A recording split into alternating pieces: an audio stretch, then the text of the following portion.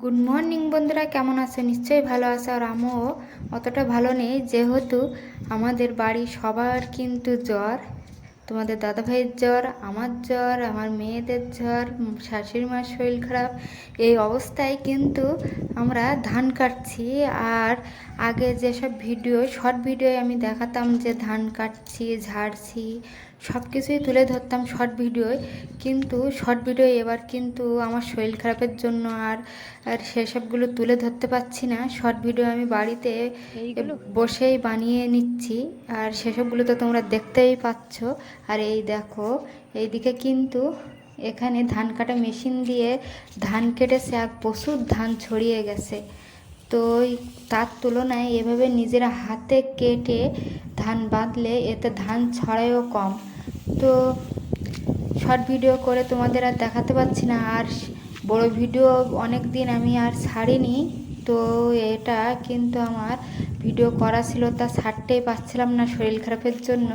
তো আজকে একটু শরীরটা ভালো লাগছিল বলে বড় ভিডিওটা ছেড়ে দিয়েছি আজকে। আর তোমরা তো দেখলেই বুঝতে পারছো, এই কদিন আগে প্রচুর বর্ষা হয়েছে, তো সেই কারণে ধান কাটা লেট হয়ে গিয়েছে। আর সমস্ত ক্ষেতে কিন্তু জল ছিল, একটু রোদ্দুর বার হয়েছে বলে জল একটু শুকিয়ে গেছে। আর এবার কিন্তু আমাদের ধান ঝাড়তে হবে। আর এখন সমস্ত ধান গুটিয়ে কিন্তু এই পেপার দিয়ে ঢেকে রেখে যেতে হবে, না হলে যদি বৃষ্টি হয় তাহলে সব ভিজে গেলে আবার কষ্ট এগুলোকে শুকানোর জন্য।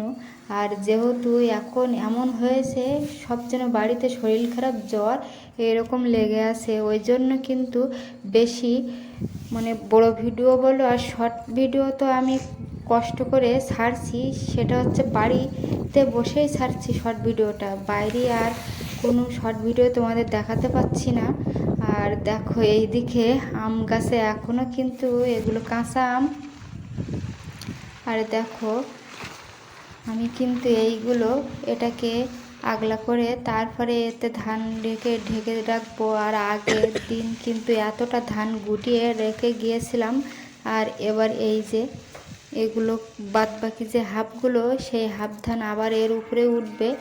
আর আগের দিন তোমাদের ভিডিও আর দেখাতে পারিনি, যেহেতু শরীর খারাপের জন্য যেমন তেমন করে সবাই কাজ করছি, আর এসে ভিডিও করব এনার্জি থাকছে না শরীর খারাপের জন্য। তো মাঠের ভিডিও আগে যেমন অনেক রকমভাবে শর্ট ভিডিও করে দেখাতাম, সেগুলো আর দেখাতে পারছি না। তা আমার বাড়ির ভিডিও শর্ট করে ছাড়ছি, তো সেটা তোমরা দেখো প্লিজ। তো দেখো বন্ধুরা, আমাদের কিন্তু ধান গোটাতে গোটাতে সন্ধ্যা হয়ে গেছে, আর সেই কারণে দেখো